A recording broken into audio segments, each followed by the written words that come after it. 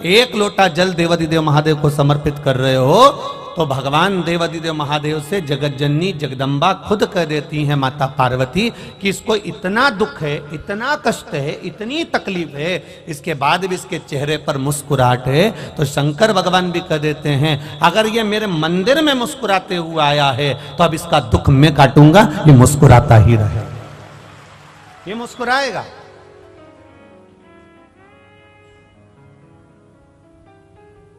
हम उसके भरोसे पर हो जाए, हमारा प्रत्येक क्षण, प्रत्येक पल, प्रत्येक घड़ी, प्रत्येक पल हमारा देवादिदेव महादेव का हो जाए। एक शिव भक्त का शंकर भगवान के मंदिर जाना, शिव जी को एक लोटा जल चढ़ाना, उस मंदिर से वापिस आना, मंदिर पर गए, आपके चरण में, आपके शरीर में, आपके कपड़ों में मंदिर की रज, शिवालय की रज, शिवालय का कंकर, शिवालय की धूल आपके शरीर में जब लगती है और वो धूल लगे हुए आप जब घर में आते हो, शरीर में कहीं ना कहीं चढ़ाए हुआ जल का छींटा लेकर आप घर में आते हो, या कहीं मंदिर के अंदर थोड़ा बहुत कीचड़ हो रहा है, गीला हो रहा है, उस कीचड़ लगे हुए पांव से, उस गीले पांव से आप अपने घर में आते हो, तो भी हमारे घर में आने से हमारे पवित्र घर का आनंद अपने आप बढ़ जाता है, उसका सुख प्राप्त हो जाता है। कितना सुंदर संवाद एक शिव महापुराण के अंतर्गत। कश्मीर प्रदेश में एक देवव्रत नाम का ब्राह्मण रहता था।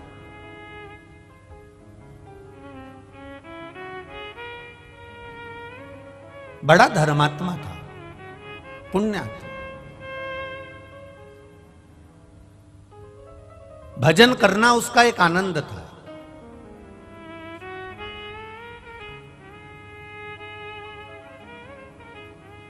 भक्ति में लगा रहता, भजन में लगा रहता, राम नाम, कृष्ण नाम, शिव नाम का गुणगान करता रहता। अब एक बात आप लोगों को पहले कही कि यह जरूरी नहीं है कि पिता धर्मात्मा है तो पुत्र भी धर्मात्मा होगा।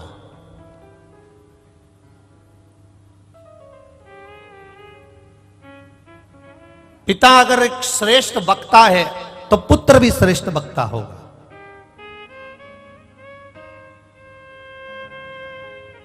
मां अगर धर्मात्मा है तो बेटी भी धर्मात्मा होगी। ये पक्का नहीं है। पिता के भाग्य में अगर सुख लिखा है तो बेटे के भाग्य में भी सुख होगा, ये पक्का नहीं है। पिता के भाग्य में हजारों एकड़ जमीन है, बेटे के भाग्य में 1000 एकड़ है कि नहीं, ये पक्का नहीं है।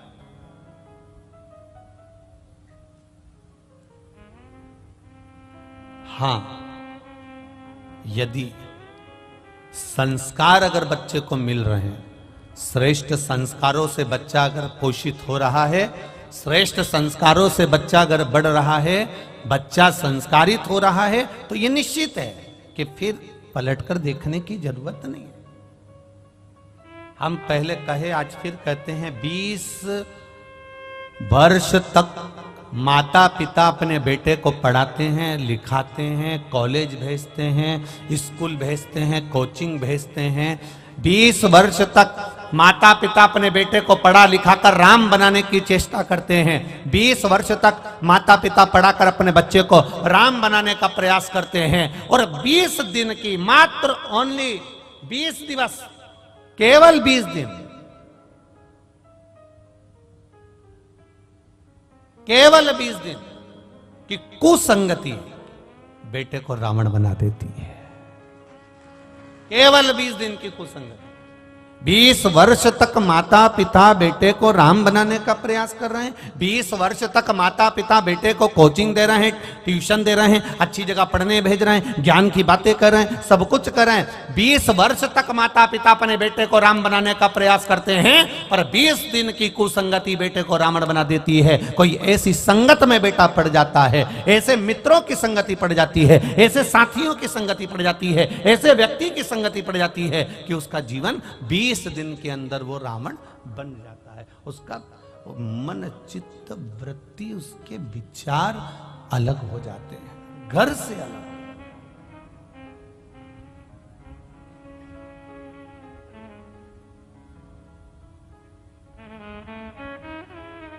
आप अपने बच्चों की आदत डाल दो, शिव जी के मंदिर में जाना है, 1 लोटा जल चढ़ाना। डालो बच्चों की आदत।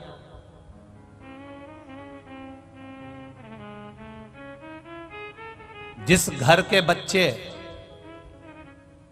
शंकर भगवान के मंदिर की सीढ़ी चढ़ना सीख जाते हैं, जिस घर के बच्चे शंकर भगवान के मंदिर का द्वार जाना चालू कर देते हैं, उस घर के बुजुर्ग कभी वृद्धाश्रम के द्वार नहीं जाते हैं।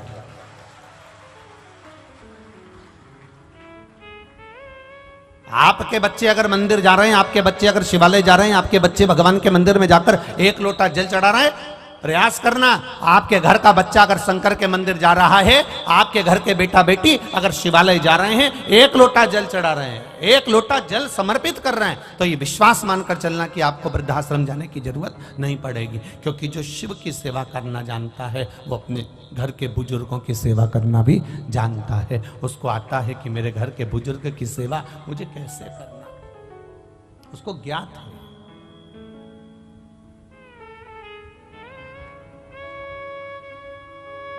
शंभु शरणे पड़ी मांगू घड़ी रे घड़ी, दुख काटो दया करी दर्शन आपो।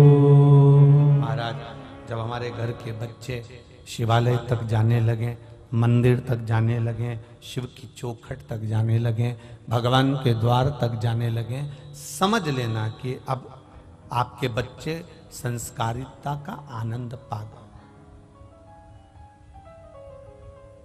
जाएं वो।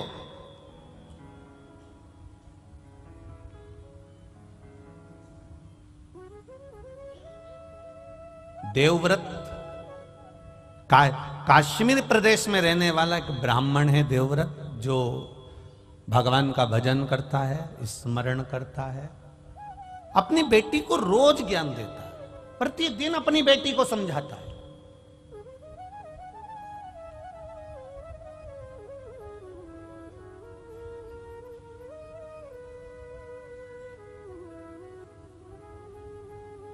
पर संगत बिगड़ गई।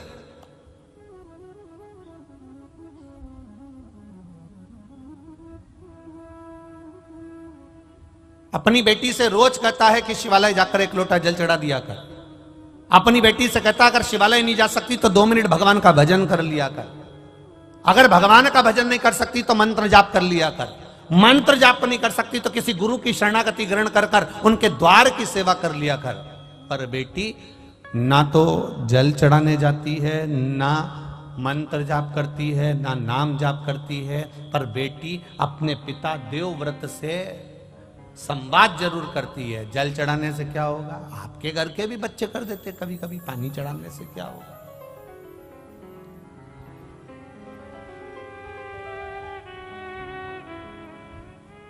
जल चढ़ाने से कौन सा फायदा है? एक बात बहुत ध्यान लगाना, बारिश का पानी, आकाश से जल, बरसात का जल जब जमीन पर गिरता है तो वो नाली में जाएगा, खड्डे में जाएगा, खड्डे में से नाली में जाएगा, नाली से गटर में जाएगा, गटर से नाले में जाएगा, नाले से नदी में जाएगा, नदी से तालाब सरोवर होता हुआ आखिरी में समुद्र के पास पहुंच जाता है।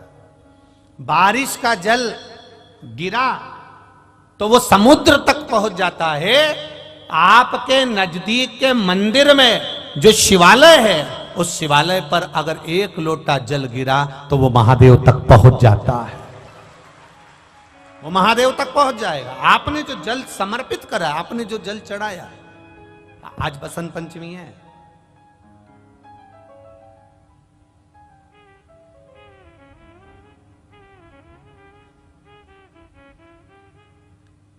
भगवान देवाधिदेव महादेव का आज बसंती पुष्प से, सरसों का जो फूल होता है, 108 सरसों के पुष्प से भगवान शंकर का श्रृंगार किया जाता है या शिव को समर्पित किया जाता है।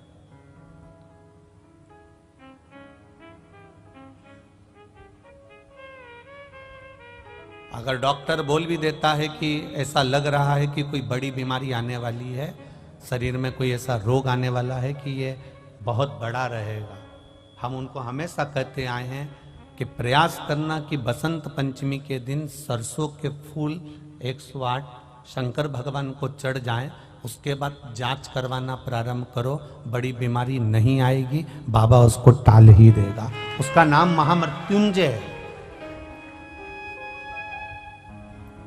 उसका नाम ही महामृत्युंजय है। और हमने पहले भी बैतूल की कथा में कहा था कि सरसों का जो पुष्प होता है, कोई आप कार्य करने के लिए जा रहे हो, कोई ठेकेदारी करने के लिए जा रहे हो, उसमें भी सरसों का पुष्प देवादिदेव महादेव के लिए बहुत प्रबल होता है, बहुत प्रबल।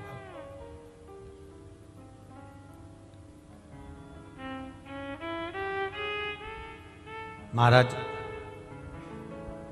बेटी को दिया ज्ञान, पर बेटी मानती नहीं, प्रश्न बहुत करती है, बहुत प्रश्न। पहले का एक समय था जिस समय पर माता पिता जो कह देते थे बच्चे वो मानते थे। बीच का एक समय ऐसा आया कि माता पिता कहते जरूर है, बच्चा मानता भी है पर मन में संशय रखता है। अभी का जो समय चल रहा है, जैसे टीवी पर वो क्या बोलते हैं उसको, डेविड, क्या बोलते हैं उसको, डेविड करना है सबको बिठा के टीवी पे, डिबेट है, ऐसे कुछ बोलते हैं ना।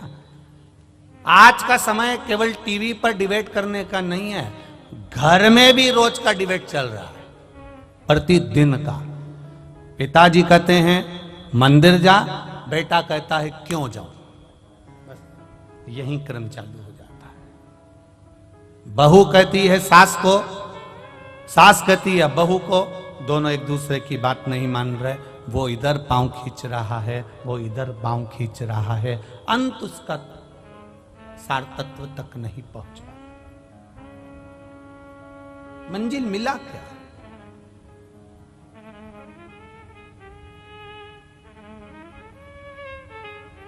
जितने भी चैनल खोलो और उस पर डिबेट होता हुआ दिखे तो आप प्रयास करना कि इसमें कहीं मंजिल मिल जाए तो जरूर बताना। मंजिल नहीं मिलती, किसी लक्ष्य तक नहीं पहुंच पाता, बीच में ही उसको छोड़ना पड़ता और वो संशय में घूमता रहता है। आज भी घरों में यही हो रहा है। माता पिता बच्चों से कहें कि तू जल चढ़ाने जा, माता पिता बच्चों से कहें कि तुम प्रणाम करो, माता पिता बच्चों से कहें कि तुम भजन करो, माता पिता बच्चों से कहें कि तुम कीर्तन करो।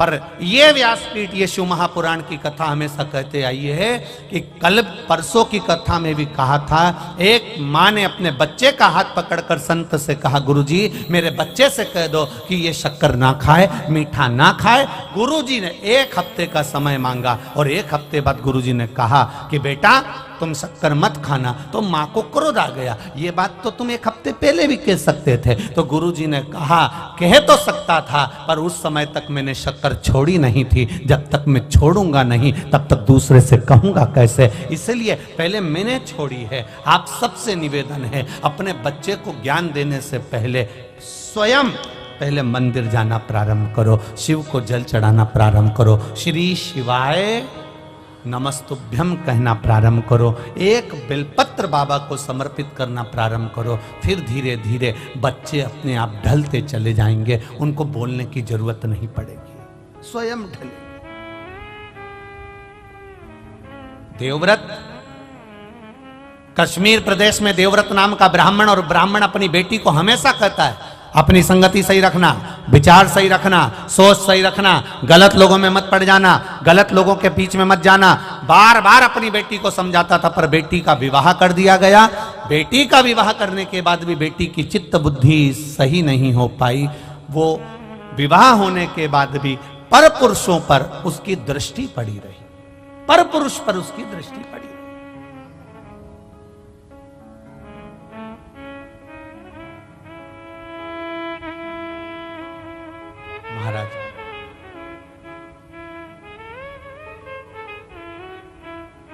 स्कंद पुराण का ये संवाद है। स्कंद पुराण का संवाद। दृष्टि गलत पड़ी रही। शादी होने के बाद भी पर पुरुष पर उसकी दृष्टि जाती थी। जो नारी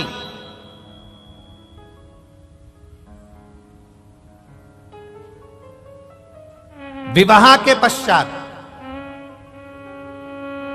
किसी दूसरे पुरुष के साथ में स्मरण करे या शादीशुदा किसी पुरुष का घर तोड़ दे, वो नारी की गति स्कंद पुराण कह रही है। ये स्त्री, ये नारी, ये कन्या जिसका विवाह कर दिया गया और सोच नहीं सुधर पाई, वो नारी प्राण त्यागने के बाद में एक कुतिया का जन्म पाई। अब कुतिया तो बन गई, पर कुतिया का जन्म कैसा मिला? एक पांव उसका विकलांग था, कान टूटे हुए थे, आंखों से एक आंख फूटी हुई थी और शरीर पूरा खुजली के कारण उसके पूरे शरीर के उस जो श्वान की योनि मिली है, कुत्ता की योनि मिली है, उसके शरीर के पूरे बाल, पूरी खाल जगह जगह से निकली हुई थी। सारी दुनिया उस कुत्ते को देख रही है, उस श्वान को देख रही है, उस कुतिया को देख रही है। सारी दुनिया उसको देखकर कहती है बेचारा कैसा है। बताओ, आपके भी मोहल्ले में कोई कोई कुत्ता ऐसा होता होगा तो आप पे दया आती कि नहीं आती? अरे मुंह से तो बोलो, आती है ना दया। कैसा भयंकर है, बेचारे को कितना कष्ट है, बेचारे को कितना दुख है। बताओ, उसको ये रोग हो गया, उसका एक पांव टूट गया, उसके बताओ दिख भी नहीं रहा, उसको तो बेकार में पड़ा हुआ है बेचारा। अब वो कुतिया की योनि पा गई और कुतिया की योनि पाने के बाद शरीर में उसके रोग हो गया। एक दिन देवव्रत के मन में ये बात उत्पन्न हो गई कि मेरी बेटी का हुआ क्या, मेरी बेटी जो मर चुकी है वो गई कहां। एक दिन देवव्रत भगवान देवाधिदेव महादेव के मंदिर में बैठ गया, अखंड जाप करने के लिए बैठ गया, उठता ही नहीं है, उठता ही नहीं।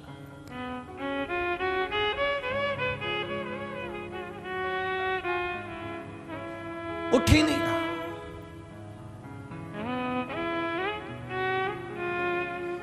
किसी किसी के पूर्व का पुण्य होता है तो मनुष्य के जन्म में भी उससे भजन होता है।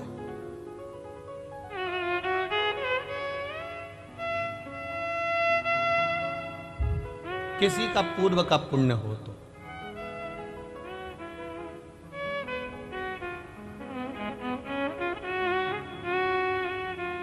जिस समय पर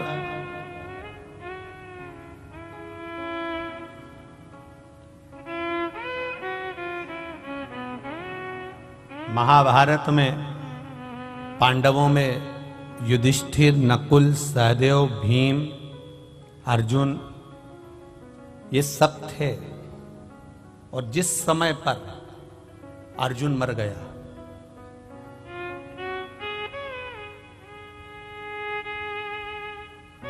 अर्जुन मर गया, जिसने महाभारत सुनी होगी उसके स्मरण में होगा। अर्जुन मरा, अर्जुन के प्राण छूटे किस समय? जब युधिष्ठिर ने अश्वमेध यज्ञ करा और अश्वमेध यज्ञ करने के बाद में अश्व छोड़ा गया, अश्व छोड़ा गया। वो अश्व घूमते घूमते घूमते घूमते जा रहा था। अर्जुन उस अश्व के पीछे भेजे गए और अश्व के पीछे अर्जुन को भेजा गया कि ये अश्व जहां जा रहा है इस अश्व को तुम्हें देखना है, इस अश्व को छुड़ाना है। अर्जुन जहां जाते वहां दिग्विजय कर कर आते, वहां से विजय प्राप्त कर कर आते। वो अश्व जाते जाते जाते जाते जाते जाते आगे एक नगर में प्रवेश कर गया और मणिपुर नगर में जब वो प्रवेश करा, अर्जुन को मालूम था ये वो नगर है जहां पर मेरी धर्म पत्नी, देखिए अर्जुन की एक पत्नी है द्रौपदी, एक धर्म पत्नी है उनकी सुभद्रा, एक नागों की कन्या उलूपी और एक चित्रंगदा। अर्जुन को यह स्मरण में था कि यहां पर मेरा बेटा चित्रंगद चित्रांगदा मेरी पत्नी रहती है और उसका बेटा भी यहीं रहता है बुर्बुरभान। पर अर्जुन उस अश्व को लेकर अंदर प्रवेश कर गया और जब अर्जुन अंदर प्रवेश करा तो अर्जुन के बेटे को मालूम पड़ा कि मेरे पिताजी आए हैं और मेरे पिता आए हैं, तो सम्मान करने के लिए अर्जुन के पिता का सम्मान, अर्जुन का सम्मान करने के लिए बेटा उनके लिए सामान लेकर गया। तो अर्जुन को क्रोध आ गया। अर्जुन को क्रोध आया कि मैं अश्व लेकर आया हूं, एक वीर योद्धा बनकर आया हूं और तू मुझसे संबंध निभा रहा है।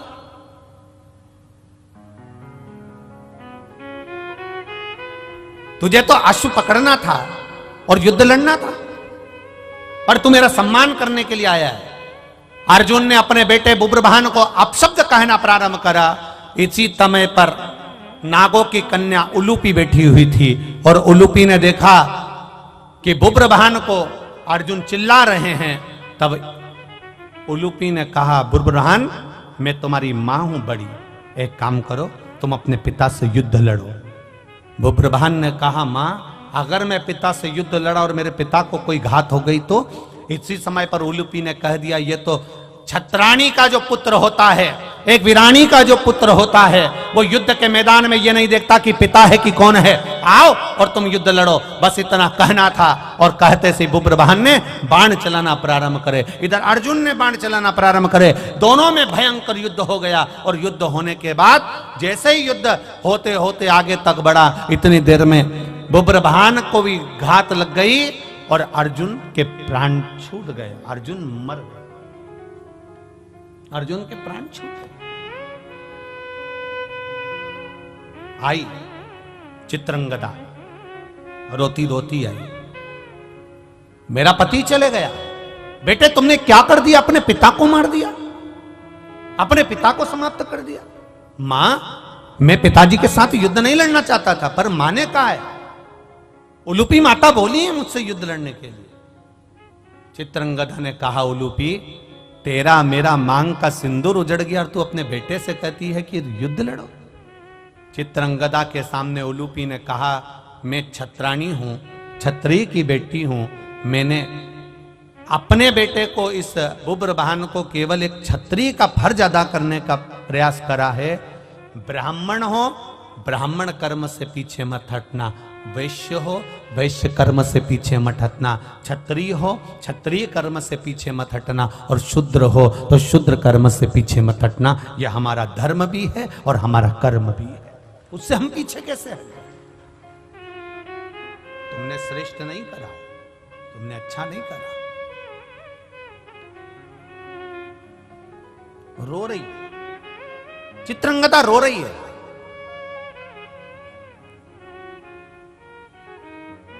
आंखों में जल भरा है, ये अर्जुन मर गए, अब जीवित कैसे होगा? उलूपी ने कहा, मैं नागों की कन्या हूं, मैं जानती हूं अर्जुन को जीवित कैसे करना, क्या कर सकती हो? बुर्बुरभान धृतराष्ट्र सर्प के पास जाना, और धृतराष्ट्र सर्प के पास जाना, और उस धृतराष्ट्र सर्प कौन? शिव जी के गले में कौन सा नाग होता है? जम के बोलो जरा। वासुकी नाग शंकर भगवान के गले में होता है। वासुकी नाग का सबसे बड़ा बेटे का नाम था धृतराष्ट्र।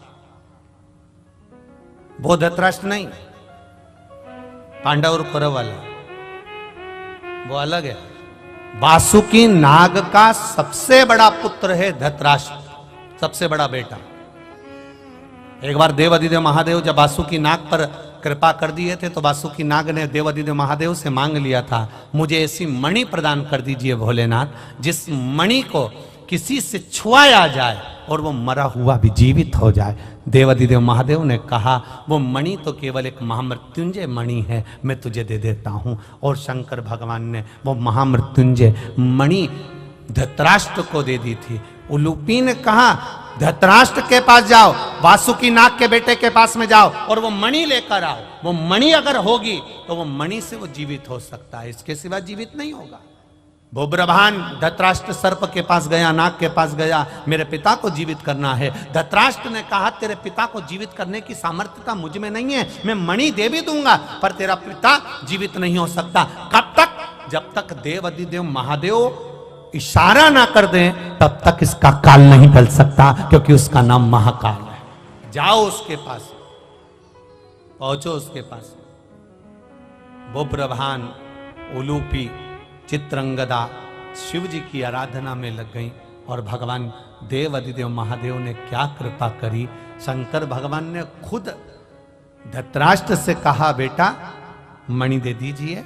वो मणि बुभ्रभान लेकर गए और ले जाकर अपने पिता को जब स्पर्श कराया, अर्जुन वापिस जीवित होकर बैठ गया। अकाल मृत्यु वो मरे जो काम करे चंडाल का, काल उसका क्या बिगाड़े जो भक्त हो मां काल।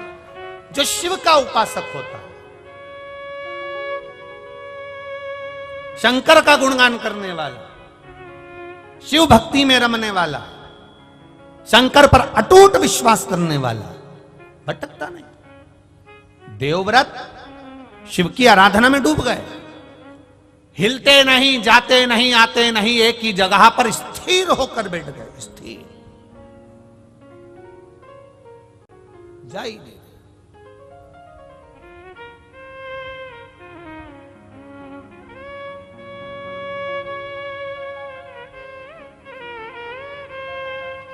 जब कोई नारी या कोई पुरुष व्रत करता है, उपास करता है, उपास करता है, वो किसी भी देवता का उपास करे, शनिवार का करे, मंगलवार का करे, बुधवार का करे, गुरुवार का करे, रविवार का करे, तीज का करे, चतुर्थी का करे, अष्टमी का करे, एकादशी का करे, प्रदोष करे, द्वादशी करे, पंचमी करे, तीज करे, छठ करे, नवरात्रे करे, चतुर्थी करे, कोई पुरुष या स्त्री या बच्चा कोई भी व्रत करता है, जिस दिन वो व्रत रखता है उस दिन उसके शरीर में कौन सी देवी का अंश आकर विराजमान हो जाता है जिससे वो व्रत सफल कर पाता। बोलो रे भाई,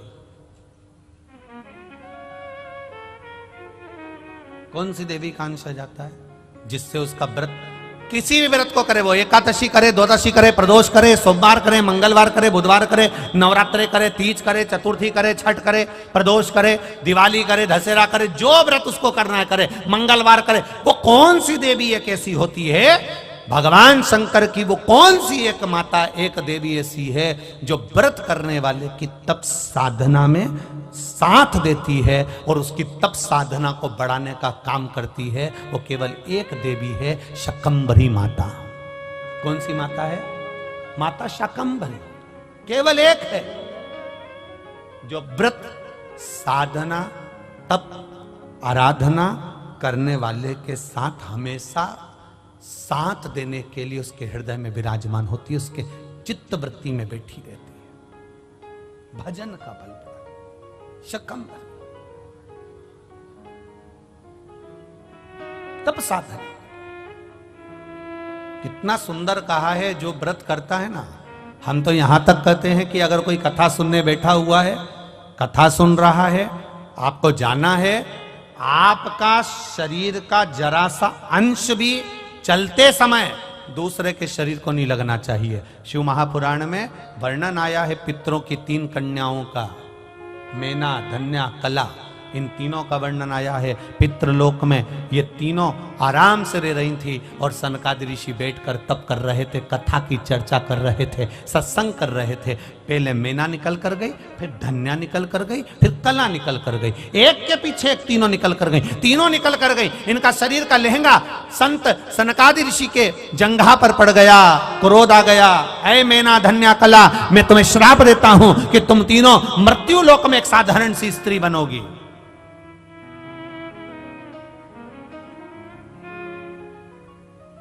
तीनों बिलख रही हैं, तीनों रो रही हैं, तीनों की आंख में आंसू भरा हुआ। क्षमा कर दीजिए नाथ, क्षमा कर दीजिए।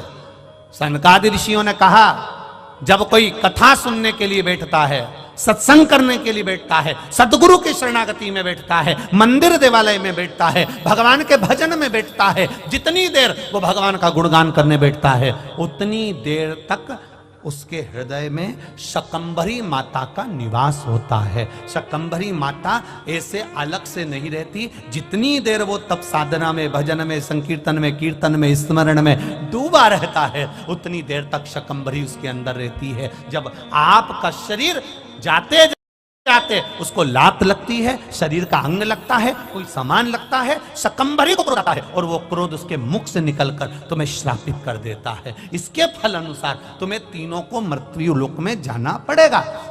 चरणों में पड़ गई, हमारा उद्धार कैसे होगा? तब सनकादि ऋषियों ने कहा तुम्हारा उद्धार मैना, तुम्हारे घर में पार्वती का जन्म होगा, धन्या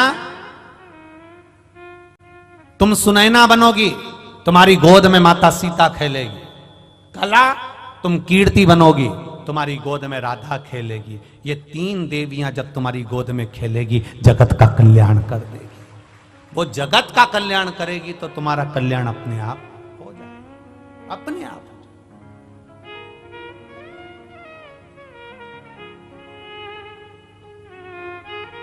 हम यहां तक कहेंगे, उसका भी स्मरण रहे। अगर कोई अपने घर से एक लोटा जल लेकर जा रहा है, शिव जी के मंदिर तक जा रहा है, शिवालय तक जा रहा है, तो यहां तक भी निवेदन करेंगे कि हंसो, दुनिया का काम है हंसना। अभी आदरणीय महाराज जी कह रहे थे कि जब कोई सनातन धर्म के लिए आगे बढ़ता है, कोई अच्छे काम के लिए आगे बढ़ता है, तो दुनिया ताने भी देती है, अपशब्द भी कहती है, टांग भी खींचती है। लोग अपशब्द पर अपशब्द कहते हैं। जब आप एक लोटा जल लेकर देवालय शिवालय की ओर जाएंगे तो आप जिस रास्ते से निकल कर जाएंगे दुनिया के लोग आप पर भी हंसेंगे। लो, एक और आ गई सियोर वाला महाराज की चेली, लोग हंसेंगे, ये चल दी सावित्री बनकर, अनसुईया बनकर। दुनिया के लोग कहेंगे, अपशब्द कहेंगे, आड़ा टेढ़ा कहेंगे, बोलेंगे, पर आग लगे बस्ती में अपन रहो मस्ती। कहे तो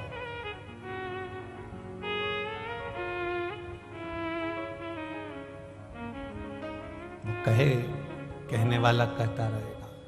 जिस समय पूजन का कोई साहित्य, पूजन का कोई सामान, पूजन की कोई सामग्री हमारे हाथ में रहती है और हम पूजन करने जाते हैं और पूजन कर कर वापस आते हैं, उस व्यक्ति को देखकर अगर कोई दूसरा हंसता भी है तो समझ लो वो अपनी जिंदगी को बर्बाद करने की सीढ़ी पर पांव रख दिया है। उसने अपनी जिंदगी की बर्बाद होने वाली सीढ़ी पर पांव रख दिया कि अब उसको बर्बाद होना निश्चित है। देवव्रत शिव जी के सामने बैठा है, घोर तप कर रहा है, घोर तप, अखंड तप करने में लगा हुआ, और ऐसा अखंड तप देवव्रत कर रहा है। उसको केवल एक चीज मालूम करना है कि मेरी बेटी, जिसको मैं समझा समझा कर रह गया, वो बेटी की दशा कैसी है। तब देवव्रत ने अखंड तप करा। मेरे देव अधिदेव महादेव खुद नहीं आए, मां अंबा नहीं आई, जगदम्बा नहीं आई, शिव जी ने अपने नंदी को भेज दिया। नंदीश्वर जाकर मालूम करो देवव्रत क्या चाहता है, इस देवव्रत को चाहिए क्या, जाओ जरा मालूम करो, जाओ। और महाराज तब साधना का जो बल होता है वो कोई साधारण नहीं होता। दूध में सुगंध गंध नहीं होती, दूध में सुगंध गंध कब आएगी? जब दूध को आप तपाओगे, फिर उसको जमाओगे, जमाकर फिर उसका घी निकालोगे, और घी निकालोगे तब उसमें गंध आना, सुगंध आना प्रारंभ हो जाएगी। दूध में सुगंध नहीं है, पर दूध को तुमने पहले फाड़ा, तपाया, फाड़ा, फिर उसको अग्नि पर तपाया, तपाने के बाद में जब वो धीरे धीरे धीरे धीरे धीरे धीरे घी बना, तब उसमें सुगंध आना प्रारंभ हो गई। उसी तरह मनुष्य में उतना आनंद सुख कैसे प्राप्त हो सकता है, शंकर की भक्ति कैसे प्राप्त हो सकती है? तो कहा दुनिया के लोग अपशब्द कहकर तुम्हें तपाएंगे, अपशब्द कहेंगे, ताने देंगे, गाली देंगे, आड़ा टेढ़ा कहेंगे, फिर भी तुम भगवान शिव के शिवालय में जाती रहना। जब तपते रहोगे तपते रहोगे तपते रहोगे तो एक दिन सुगंधित घी बन जाओगे और आपका जीवन सार्थक हो जाएगा। तपाएंगे लोग, कहेंगे, दुनिया के लोग कहेंगे जो कहना।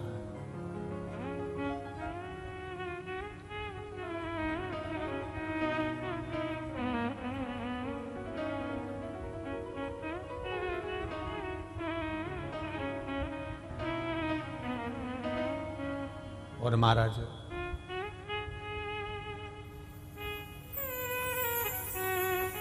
जब हम भगवान की शरणागति में जाकर बैठ जाएंगे, तप लो खूब दिल से।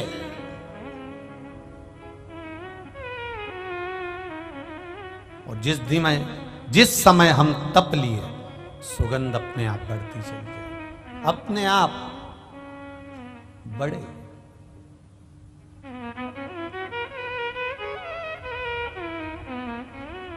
शिव कथा कह रहे हैं, देवव्रत ने जैसे ही तप साधना करी, नंदी आए, सुंदर एक बालक का रूप रखकर आए, और बालक का रूप रखकर आकर नंदी ने देवव्रत को जगाया। स्कंद पुराण का ये संवाद प्रत्येक शिव भक्त के लिए बहुत मायने रखता है। ये संवाद पहले की कथाओं में नहीं निकल पाया, पर कंजरी गांव में संतों के सानिध्य में सीताराम महाराज और ये पावन गुप्त नवरात्रि के अवसर पर यह संवाद निकला है, जो संपूर्ण विश्व के कल्याण के संवाद। बड़ा ध्यान रखना, नंदी 5 वर्ष के बालक का रूप रखकर आए, और नंदी देख रहे हैं कि देवव्रत समाधि में लीन है, तप में लीन है, भगवान की भक्ति में लीन है।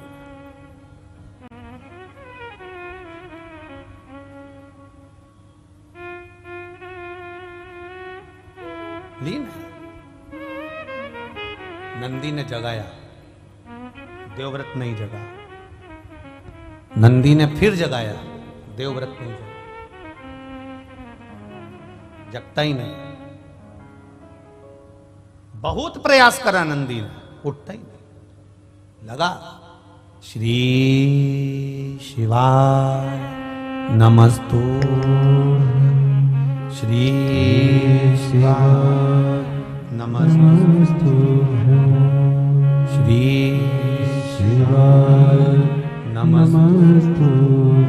लगा ओम नमः शिवाय, ओम नमः शिवाय, ओम नमः शिवाय। तप में लीन। नंदी ने देखा कि यह जगता नहीं है। मंदिर में जो घड़ियाल था, उस घंटाल को नंदी ने बजाना प्रारंभ करा। देवव्रत नहीं उठता,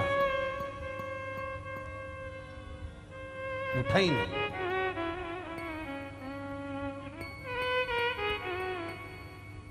फिर बजाया। आखिरी में देवव्रत के नेत्र खुले। 5 वर्ष के बच्चे को देखकर थोड़ा क्रोध देवव्रत को आया। कारण, मैं बैठा तप कर रहा था, और मैं बैठकर अगर तप कर रहा हूं तो मेरे तप साधना को क्यों नष्ट कर रहा है। आ जाता है कभी कभी क्रोध। घर में बूढ़ी बूढ़ी माताएं, जब दादी माएं, जब बुजुर्ग माताएं सेवा करती है, और घर का छोटा छोटा बच्चा उनका सामान लेकर भग जाए, दिया ले गया, दीपक ले गया, अगरबत्ती उठा के ले गया, ठाकुर जी को जो भोग धरा रही थी भोगी उठा के ले गया, जो मोहन थाल रख रही थी मोहन थाल ही ले गया, कहीं ठाकुर जी की माला जी उठाकर ले गया, तो दादी को क्रोध आ जाएगा। पर उसको क्रोध नहीं आना चाहिए। भगवान परीक्षा ले रहा है, भगवान देख रहा है कि ये क्रोध करती है कि नहीं करती है। भगवान ये देखता, अब इसको 5 वर्ष के बच्चे पर क्रोध आ गया, देवव्रत को क्रोध आया, उठकर खड़ा हुआ। जैसे ही खड़ा हुआ इतने में बच्चे ने कह दिया, बाबा आपको तप करते हुए देखकर मेरे मन में एक प्रश्न आया है, आप तप किसके लिए कर रहे हो, आप साधना किसके लिए कर रहे हो, आप व्रत किसके लिए कर रहे हो, आप उपास किसके लिए कर रहे हो, किसके लिए?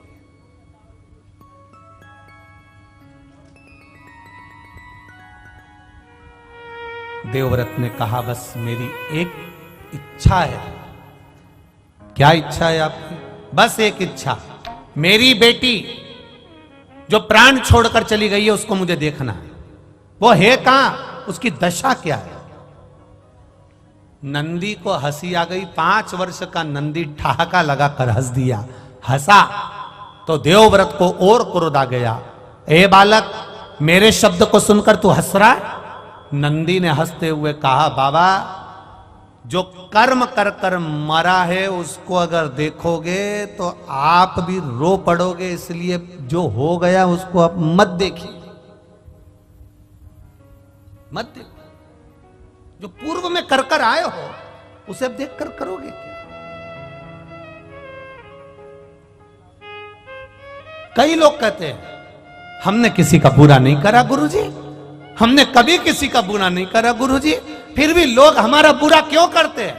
हम कहते हैं जी जी, इस जन्म में तुमने किसी का बुरा नहीं करा, पर अगला जन्म किसने देखा कि तुमने किसका बुरा करा होगा? जिसका करा होगा वो आज तुमको त्राड़ दे रहा है, आज तुमको कष्ट दे रहा है। जिसने पूर्व समय में गौ माता को एक रोटी दी, प्रेम से उसको सहलाया, वो गौ माता तुम्हारे घर में गौ माता बनकर आ गई, वो तुम्हारे यहां सेवा कर रही। और जिसने गौ माता को देखकर एक रोटी देने के बाद में हट हट, अरे शास्त्र तो उठाओ, कितने वीरों में वीर थे राजा जनक, राम जी महाराज के ससुर, दानवीर, भजनावली, कीर्तनी, दुनिया के लोग उनका नाम उच्चारण करते हैं। राजा जनक जैसा कोई नहीं, राजा जनक जैसा कोई नहीं, राजा जनक जैसा कोई नहीं, राजा जनक जैसा कोई नहीं। जनक जितने बड़े दानी थे, पुण्यवात्मा थे, स्मरणी थे, भजनावली थे, कीर्तनी थे, उसके बाद भी राजा जनक को नरक का द्वार जाना पड़ा। कारण क्या था? उसके बाद भी राजा जनक नरक के द्वार पर, केवल एक कारण से राजा जनक भी नहीं समझ पाए कि मुझे और नरक, इतना मैंने पाप कुछ नहीं करा, मैं तो राम जी का ससुर हूं, मैंने जानकी को पाला है, जानकी मेरे पास में रही है, मैंने सब यज्ञ करा है। और शास्त्र कहता है, श्रीमद् भागवत कहती है, देवी भागवत कहती है कि वेद व्यास जी महाराज के यहाँ सुखदेव जी महाराज का प्रागट्य हुआ, सुखदेव जी महाराज शादी करने को तैयार नहीं हुए, तब वेद व्यास जी ने कहा किसी गुरु की शरणागति जाओ, तो वो राजा जनक की शरणागति में गए थे और राजा जनक जी के दरवाजे पर जाकर सुखदेव जी महाराज खड़े रहे थे। और सुखदेव जी महाराज के कोई गुरु हैं तो वो जनक जी महाराज हैं। जब सुखदेव जी के गुरु जनक जी हैं, राम जी के ससुर जनक जी हैं, माता जानकी के पिता जनक जी हैं, तो फिर इनको नरक क्यों जाना पड़ा? केवल एक जरा सा काम था, एक छोटा सा काम, छोटा सा काम। जनक जी का रथ जा रहा था। अब समझना जरा, लोग कहते ना हमने किसी का बुरा नहीं करा, तो हम कौन, ऐसा क्यों हो रहा है, हमें तकलीफ क्यों आ रही है, हमें दुख क्यों आ रहा है, हमें कष्ट क्यों आ रहा है, हमें बीमारी क्यों आ रही है? ना तो मैं सुपारी खाऊं, ना मैं कभी गलत चीज खाऊं, उसके बाद में मुझे रोग क्यों आ रहा है, तकलीफ क्यों आ रही है? पूर्व का राजा जनक जी महाराज का रथ जा रहा था, जाते जाते रथ बीच में जब पहुंचा, सामने गाय खड़ी थी, गाय खड़ी, और इतने में जनक जी ने कहा एक काम करो कि गाय को थोड़ा सा हटाने का प्रयास करो। रथ के बीच में गाय खड़ी है, गाय हट नहीं रही, हट नहीं रही।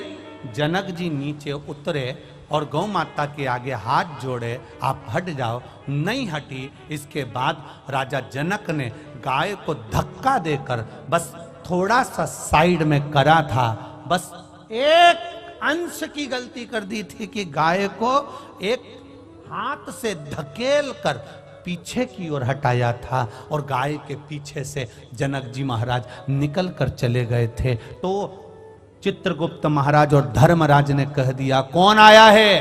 राजा जनक बड़े पुण्यात्मा हैं, बड़े धर्मात्मा हैं, पर इन्होंने गाय को जाना था उधर, रास्ता चेंज कर दिया था इधर का, इसलिए इनका भी स्वर्ग का रास्ता चेंज कर दिया जाए। जाना था स्वर्ग, घूमते हुए लेकर जाए, ले जाओ, रास्ता चेंज करो, बदलो रास्ता।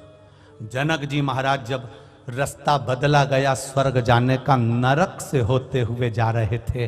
नरक में पड़े हुए जीव सब चिल्ला रहे थे। जनक जी महाराज थोड़ी देर वहां खड़े हो गए। सारे जीवों ने चिल्लाना चालू कर दिया, महाराज रुक जाओ, महाराज रुक जाओ, महाराज रुक जाओ। आवाज लगा रहे जनक जी महाराज रुक जाओ। जनक जी महाराज ने पूछा, ये कौन चिल्ला रहा है? ये आवाज किसकी आ रही है? ये कौन चिल्ला रहा है? ये किसकी आवाज है? सब ने कहा, ये जो नरक में पड़े हुए हैं ना, ये चिल्ला रहे हैं। ये क्यों चिल्ला रहे हैं? कारण क्या है? जनक जी, आपने इतना दान पुण्य करा है, इतना अच्छा काम करा है कि आप पुण्य आत्मा हो, आप वैकुंठ जा रहे हो, पर आप नरक के रास्ते से जा रहे हो। आपके शरीर से छूकर जो ये हवा चल रही है, ये हवा इनके पापियों के शरीर पे लग रही है, पापियों के शरीर पे लग रही है। तो इनको जो कष्ट हो रहा था वो मल्लम का काम कर रही है, अब इनको कष्ट नहीं हो रहा। इसलिए ये चाहते हैं कि आप कुछ कृपा कर दो। जनक जी ने कहा, तो एक काम करो ना, इन सबको नरक से मुक्त कर दो, नरक से मुक्त। धर्मराज कहते हैं, ऐसा नहीं हो सकता, ऐसा नहीं हो सकता। तो फिर एक काम करो। जनक जी कहते हैं, मुझे वैकुंठ नहीं जाना, इनके लिए मुझे यहीं खड़ा कर दो। मेरे शरीर से हवा निकल कर जाएगी, वायु पवन निकल कर जाएगी, वो इनके शरीर को लगेगी, और इनको अगर सुख मिल रहा है मेरे शरीर से, तो मैं इनके लिए अपना शरीर भी दे सकता हूं, मैं नरक में रह सकता हूं। हाथ जोड़कर धर्मराज ने कहा, आपको हम नरक में नहीं रख सकते, क्योंकि आप पुण्य आत्मा हो, सत्कर्मी हो, भजना बली हो। हम आपको नरक में कैसे रखें? अगर हम नरक में रखेंगे तो देवता हमें चिल्लाएंगे, हम आपको नरक में नहीं रख सकते। तो जनक जी ने कहा, आप मुझे नरक में नहीं रख सकते और मुझे स्वर्ग में रहना नहीं जब तक इनका उद्धार होता नहीं। तो धर्मराज ने भगवान विष्णु से कहा, आप बताओ क्या करें। भगवान विष्णु ने देवाधिदेव महादेव से कहा, आप बताओ क्या करें। देवाधिदेव महादेव ने कहा, एक काम करो, राजा जनक के लिए सारे पापियों को छोड़ दिया जाए, उनका कल्याण कर दिया जाए। ये जनक तत्व। हमें लगता है हमने कोई पाप नहीं करा, हमने कोई बेकार काम नहीं करा, पर हमारा रास्ता चेंज क्यों हुआ, हमें कष्ट क्यों आ रहा है, हमें दुख क्यों आ रहा है, उसके पीछे हमारा पूर्व का कोई कारण होगा, कोई कारण हो सकता। एक झोली में फूल भरे हैं, एक झोली में कांटे, तेरे बस में कुछ भी नहीं, वो बांटने वाला बांटे। अरे कोई कारण होगा, अरे कोई कारण होगा। धन का बिस्तर मिल जाए पर नींद को तरसे में, धन का बिस्तर मिल जाए पर नींद को तरसे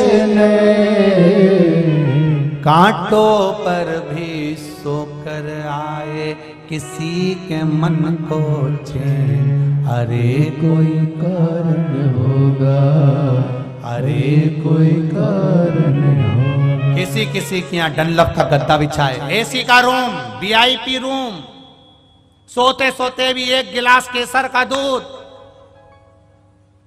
फिर भी रात को नींद नहीं। और कोई ये यहां से वहां तक देखना, पूरी रोड के बीच में डिवाइडर पर पड़े ऐसे सो रहे, कोई दिक्कत नहीं, कोई रत्ती भर की टेंशन नहीं, सामान भी पड़ा है। और एक अपन वीआईपी गद्दा, वीआईपी भोजन, एसी का रूम, चकाचक, न मच्छर न मक्खी, सब वीआईपी।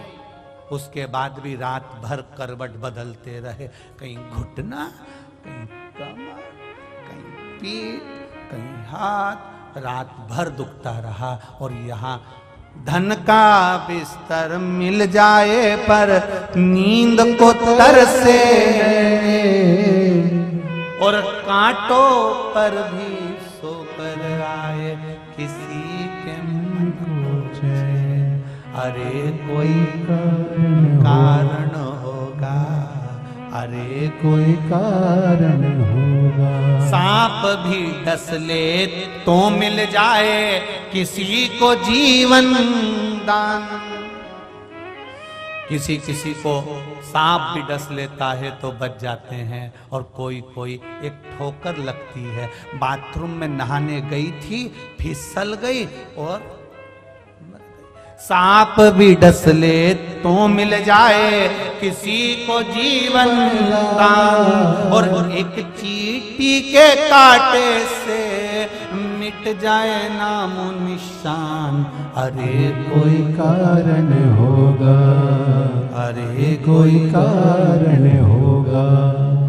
एक झोली में फूल भरे हैं, एक झोली में कांटे, तेरे बस में कुछ भी नहीं वो बाटने वाला बाटे। अरे कोई कारण होगा, अरे कोई कारण होगा। बिना कारण के कुछ नहीं मिल सकता, कारण जरूर है।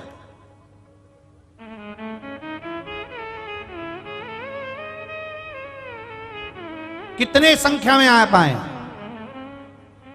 3-3 पंडाल भरे पड़े, हजारों की तादाद में आप लोग आकर विराजमान हुए। और इससे भी ज्यादा लोग कंजरी और हालोल में रहते होंगे। क्या सब कथा में जाके बैठ गए क्या? नहीं। अरे कोई कारण होगा।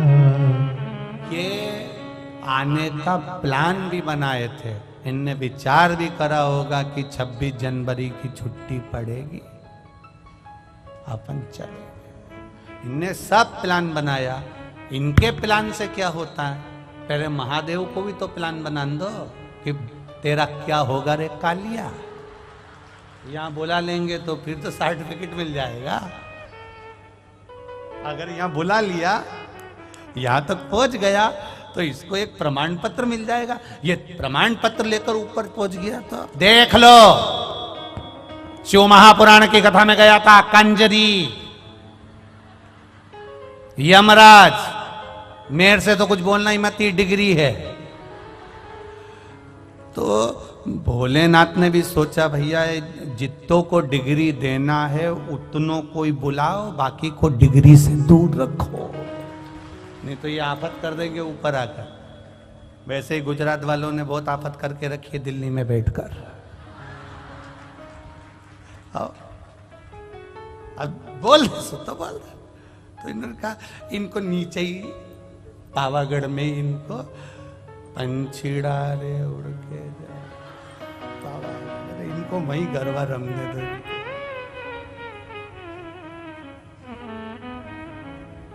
नहीं तो ये मोखला बैठा बैठा नहीं, बस राम कृष्ण कहे।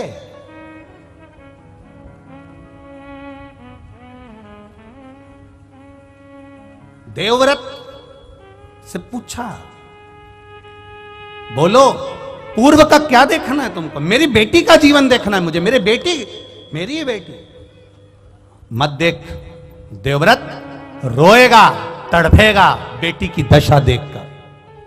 नहीं, मुझे अपनी बेटी देखना। भगवान शंकर का शिवलिंग पर लगा हुआ चंदन नंदीश्वर ने उठाया, देवव्रत के मस्तक पर लगाया। देवव्रत से कहा, नेत्र बंद कर ले, शिव का स्मरण कर ले, तेरी बेटी तुझे नजर आ जाएगी। जो चंदन लगाया, भस्म धारण कराई, देवव्रत ने देखना चालू करा, देखना चालू करा।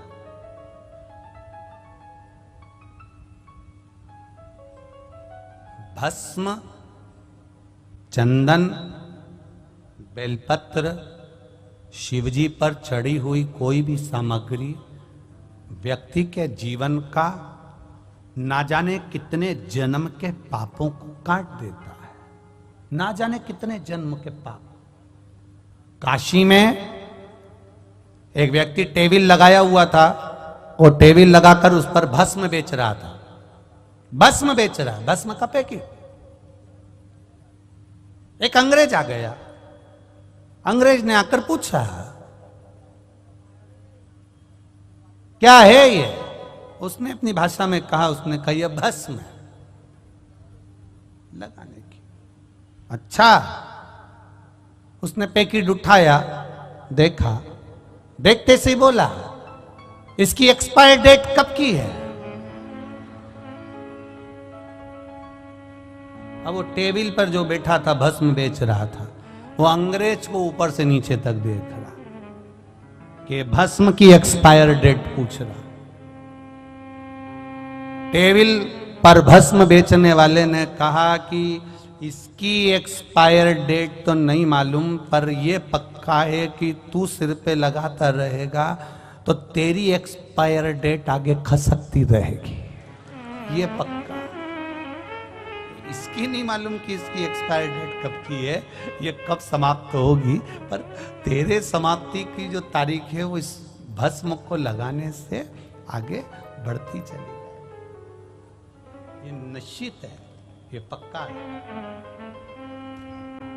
कहा, मेरी बेटी के बारे में मुझे जानना है, उसका जन्म कहाँ हुआ, कैसे है वो, क्या कारण से उसका क्या जन्म हुआ, वो मुझे समझना है। नंदीश्वर ने कहा, मत देखो अपने पूर्व के जन्म को, उसके हुए जन्म को, रोगे तुम। नहीं महाराज, मुझे देखना है। तो देखना है, भस्म लगा दी, चंदन लगा दिया। चंदन और भस्म जिसके मस्तक पर लग जाता है, उसको पूर्व का किया गया पाप कर्म भी उसका कट जाता है। और जैसे ही देवव्रत ब्राह्मण का पाप कर्म घटा, उसने अपनी बेटी के जीवन को देखा तो वो एक कुतिया की योनि में, एक स्वान की योनि में, पांव टूटा हुआ है, कान कटा हुआ है, आंख फूटी हुई है, मुख से ज्यादा कुछ खा नहीं सकती, शरीर के पूरे बाल निकल गए। जैसे एक कोई कुत्ते को तुमने देखा होगा, उसका पूरा शरीर बेकार हो जाता है, वो पड़ा हुआ है। देवव्रत रो रहा, रोने लगा देवव्रत, उसकी आंखों से आंसू बहने लगे देवव्रत की। और देवव्रत की आंख से जब आंसू बहने लगे, रोने लगा, नेत्रों से नीर बहने लगा, जल बहने लगा। नंदी करे, क्यों रो रहे हो? देवव्रत कहता है, मेरी बेटी की यह दशा मुझसे नहीं देखी जाती, कुछ कृपा करो। भगवान नंदीश्वर ने कहा, कृपा करने वाला तो केवल एक है, वो देव अधिदेव महादेव है। बड़ा सरल, बड़ा सहज, बड़ा सरल है। एक लोटा जल चढ़ा दो और वो सारी समस्या का हल कर देता है। ऐसा देव अधिदेव महादेव। एक पत्र आया है, बड़ा सुंदर।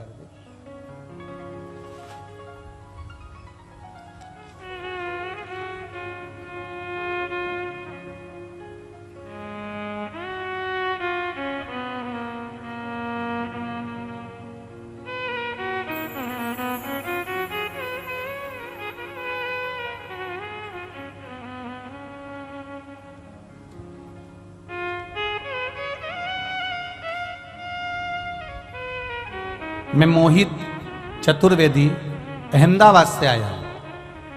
कहीं बैठे हो? मोहित चतुर्वेदी अहमदाबाद से। आप ही हैं? दोनों हाथ हिला दो एक बार ऐसा। श्री शिवाय नमस्तुभ्यम। एक बार वापिस हिला दीजिए। श्री शिवाय नमस्तुभ्यम। मैं मोहित चतुर्वेदी अहमदाबाद से आया हूं। मैं बाबा की कृपा का क्या बखान करूं गुरुदेव। मैं बहुत अधिक कर्जे में दब गया था। मैं एक प्राइवेट कंपनी में जॉब करता हूं। मुझ पे इतना कर्जा हो गया था कि मेरी पूरी सैलरी सिर्फ EMI में चली जाती थी। इतना ही नहीं, मेरी नौकरी में भी दिक्कत होने लगी। अगस्त 2022 में मुझे नोटिस भी दिया गया कि मेरी कंपनी की ओर से। उसी समय मेरी सास मेरे घर पे आई हुई थी। वो उनकी शिव महापुराण की कथा रोज सुनती थी।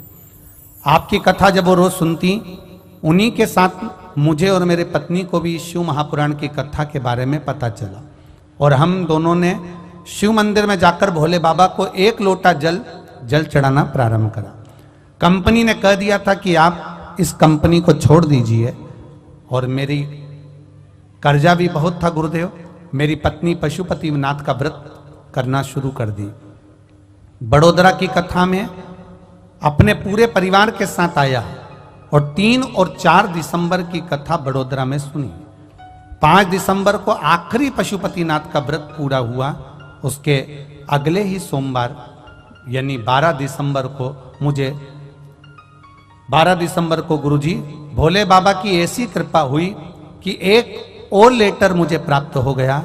इस बार जो लेटर था बाबा की कृपा से मेरा प्रमोशन का लेटर था। मुझे शिव की ऐसी कृपा हुई। गुरुदेव, हम जब पढ़ाई करते हैं ना गुरुदेव, तो हम इन चीजों पर विश्वास नहीं करते कि शिव जी को जल चढ़ाने से कुछ होता है, व्रत करने से कुछ होता है।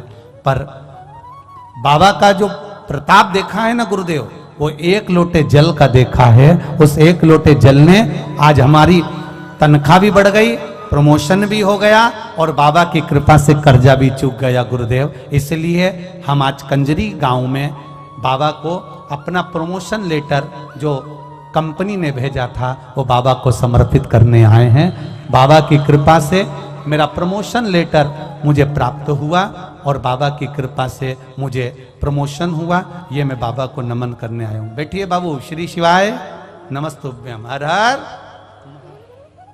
ये शिव तत्व है। ओ घड़ी जो नहीं समझा उसको लगेगा केवल शिव महापुराण की कथा। बहुत सारे आते हैं, कहते हैं, बोलो बोलो जम के चले जाए। जो नहीं समझा उसके लिए यही रहा। पर जो समझ गया, अपना दरवाजा छोड़कर, अपना घर छोड़कर जो कथा के पंडाल तक पहुंच गया, मेरा महादेव उसके दुख काटने उसके घर तक पहुंच गया। पहुंचा। कंजरी हालोल वालों को तो ये मौका मिल गया। हम बुरहानपुर वालों से भी कहेंगे 3 फरवरी से 9 फरवरी तक आपके यहाँ कथा है। बाबा देव अधिदेव महादेव कुबेर भंडारी आपके यहाँ आ रहा है। दिल से बाबा से प्रार्थना करना और अपने पूरे इष्ट मित्रों के साथ में दोपहर 2 बजे से 5 बजे तक नवी कृषि मंडी में बरहानपुर में सुंदर कथा का लाभ लेकर बाबा से प्रार्थना करना कि आपका जीवन बाबा के चरणों में सार्थक। और जो रह गए कंजरी के लोग, हालोल के, उनसे भी निवेदन है, बाद में विचार करने में आएगा।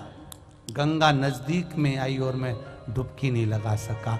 मेरी जिंदगी का मैं आनंद नहीं ले सका। आएगा।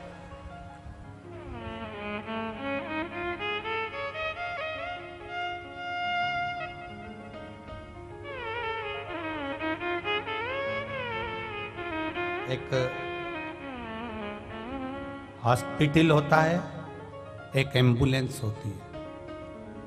हॉस्पिटल और एम्बुलेंस दोनों में अंतर है। हॉस्पिटल चलकर तुम्हारे पास तक नहीं पहुंचेगा। चलकर कौन पहुंचेगी? एम्बुलेंस।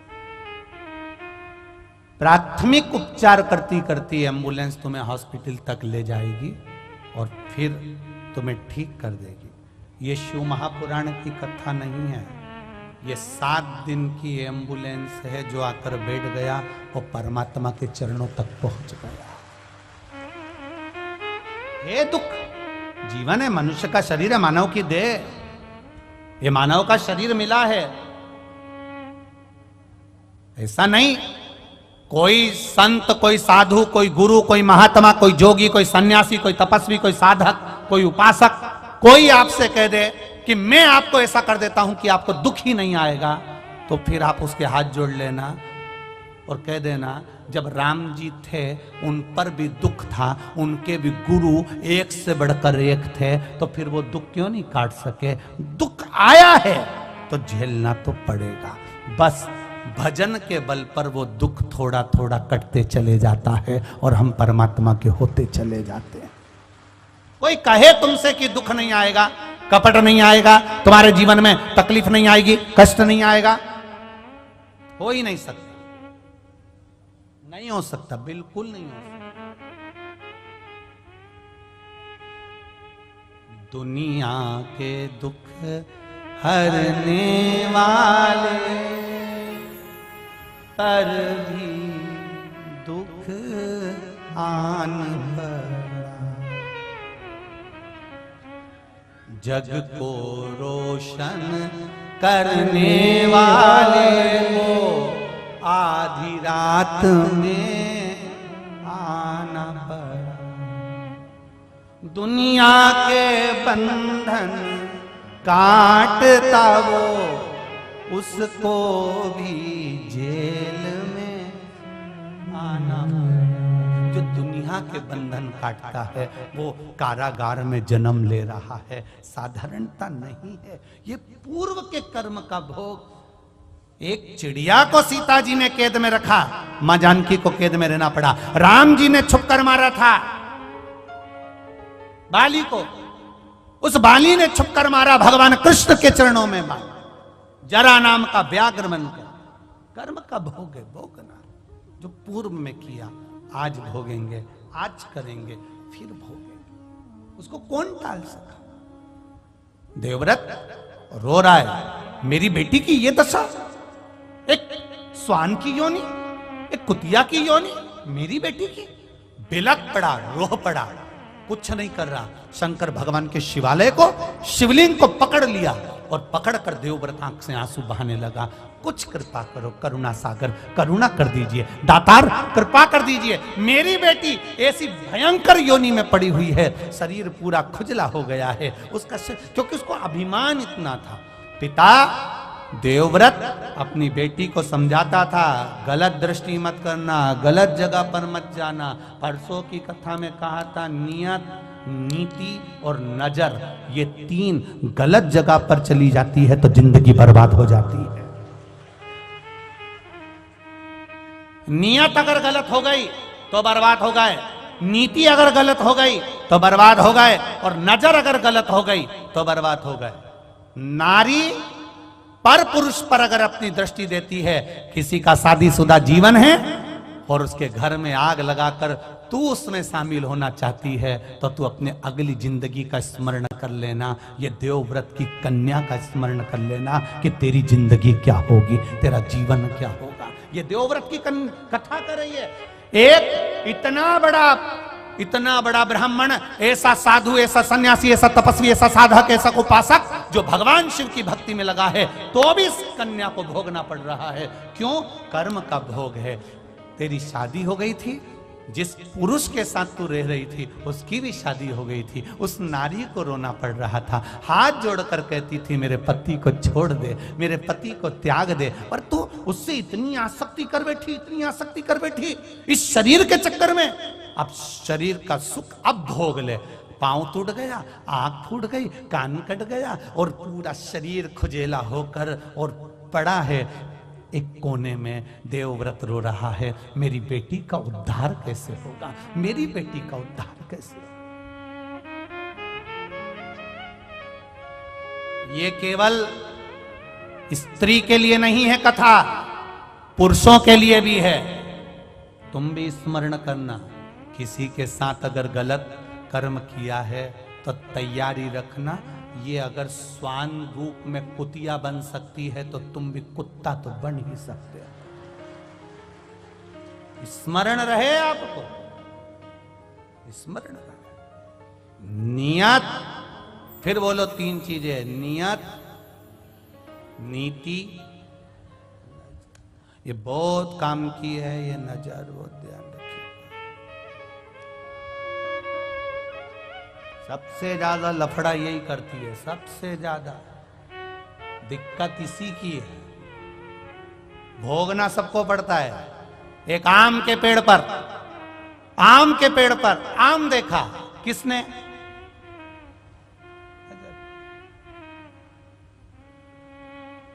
ललचाई कौन? आम तक कौन लेकर गया? चढ़ा कौन? तोड़ा किसने? हाथ।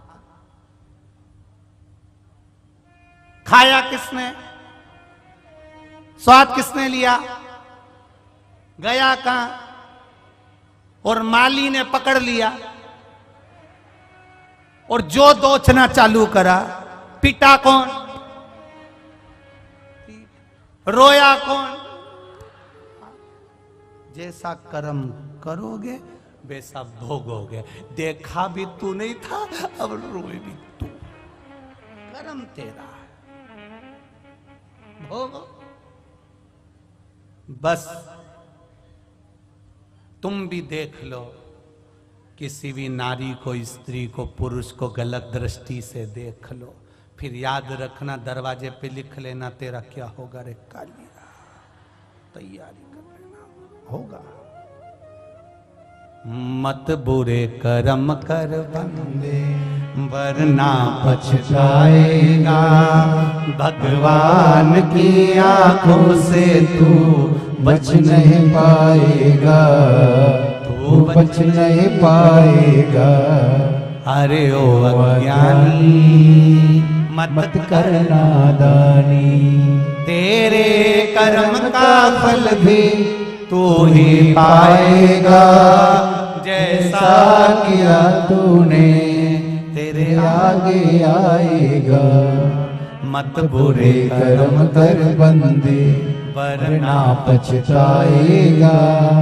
भगवान की आंखों से तू बच नहीं पाएगा, तू बच नहीं पाएगा।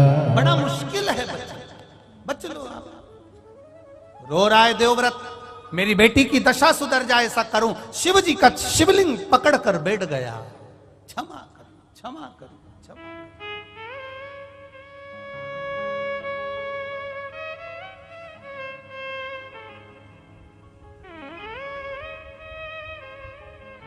कहा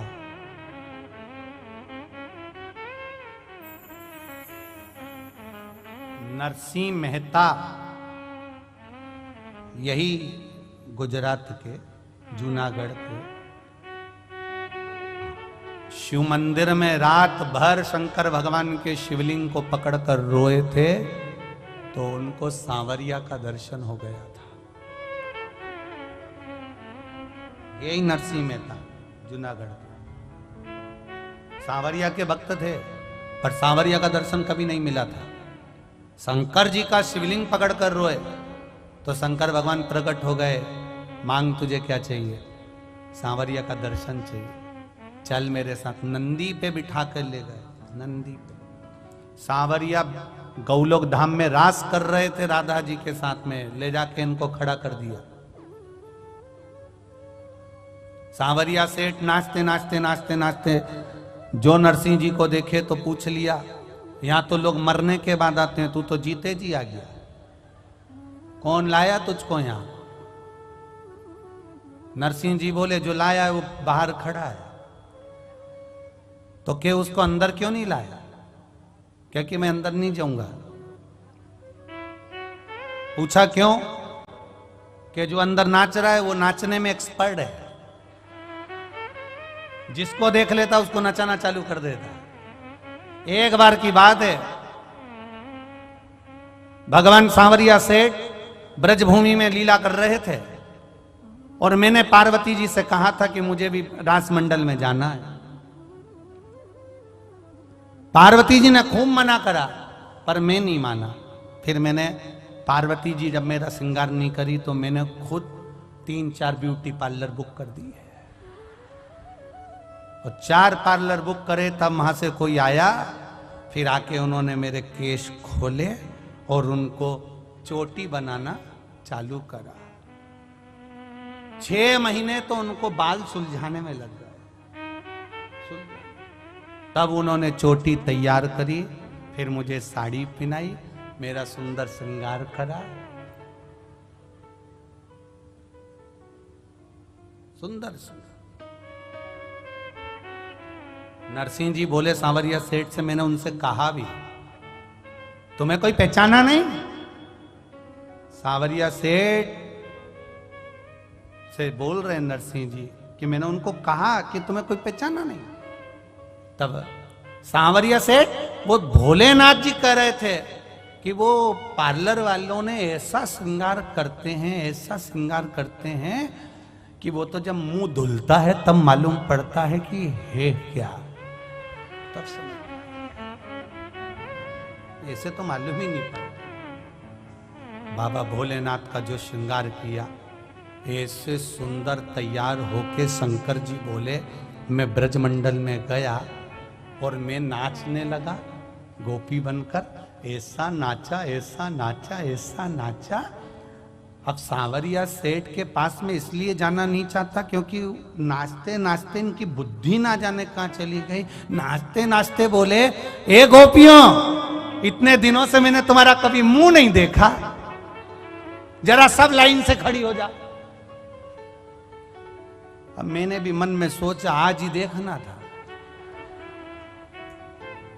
जिस दिन ट्रेन का टिकट नहीं लेते हैं उसी दिन टीसी से मुलाकात होती, ये पक्का है। ऐसे तुम रोज चले जाओ, ट्रेन का टिकट लो, बैठो, उस दिन टीसी नहीं आएगा, पक्का। तुम टिकट लेके बैठो, टीसी नहीं आएगा। और जिस दिन तुमने टिकट नहीं लिया,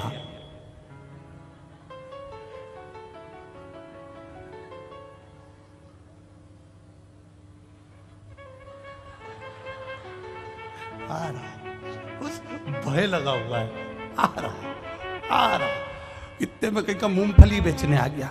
सर क्या हुआ? कुछ नहीं, 10 रुपए की दे दो। इनको लगा टीसी है, इनको टीसी लग रहा, भय लग रहा। लाइन से खड़े हो गए। शंकर भगवान बोले नरसिंह मेहता से, हम भी लाइन से खड़े हो गए। इतना इतना घूंघट डला था। पार्वती ने कहा था मुंह मत दिखाना किसी को। हमने भी पल्लू पकड़ के रखा था। 3 जगह से पार्लर वाली ने पिन टच कर दी थी, जूड़ा से लेके पूरी की पूरी, और इतना पूरा घूंघट करके हम खड़े। अब इतने में हमने सोचा कि ये उधर से देखते देखते देखते देखते आएगा, हम इधर से खसक जाएंगे पीछे से। कई लोग पीछे इसलिए भी बैठते, कथा में अपना मन नहीं लगे तो अपन धीरे से खसक लो, आगे बैठ जाएंगे तो महाराज के चक्कर में देंगे। तो हम सबसे आखिरी में लगे। इतने में सांवरिया सेठ बोले, उधर से मुंह देखूंगा। हम भी बड़े फंसे। हमने सोचा तुम इधर आओ, हम उधर चले जाए। शंकर भगवान उधर चले गए। सांवरिया जी बोले अब मैं उधर से देखूंगा। इतने में हमने सोचा हमारे पीछे पड़ा नहा धो के, तो हम भी 6 गोपी इधर 6 गोपी इधर, बीच में हम खड़े हो गए। अब उधर से मुंह देखते देखते देखते देखते देखते इधर तक आया। सांवरिया जी पास वाली गोपी का मुंह देख रहा था और हमें चिढ़ा रहा था, और जो पास वाली का मुंह देखकर हमारे सामने आया, हमारा पल्लू उठाने लगा, हम नीचे खींचने लगे। वो उठा है, हम नीचे खींचे, वो उठा है, हम और नीचे खींचे। खींचते खींचते, अब साड़ी तो साड़ी है, सरकारी रोड थोड़ी ना कर सकते। अब खींचते गए, खींचते गए, खींचते गए। भोलेनाथ जी बोले हमने सोचा था कि सांवरिया द्रौपदी का चीर बढ़ाया था, हमारा भी बढ़ा रहा हो। खींचते खींचते जो पिन टच थी वो निकल गए। और खसक गई है सर से साड़ी और मुस्काए गिरधारी में आ गए हैं। साड़ी नीचे हो गई। और इतने में सांवरिया सेठ बोले, प्रभु अकेले आए हो, माता को कहां छोड़िया है? तो हमने भी वापिस पल्लू लेके बोला, हम ही तो माता है, हम ही माता है। अब जैसे ही बोले इतने में भगवान सांवरिया सेठ ने कहा, गोपियों तुम सब अपने घर जाओ, आज शरद पूर्णिमा का दिन है, मैंने पहली बार ऐसी सुंदर गोपी देखी है, इसी के साथ नाचूंगा, तुम जाओ। दादा इतना नचाया, इतना नचाया, तांडव कर लूंगा पर कभी गोलोक धाम नहीं जाऊंगा। इतना नचाया, नाच नाच के थक गए। आखिरी में हमने सांवरिया जी से कहा, हमारे घर कैसे जाएंगे?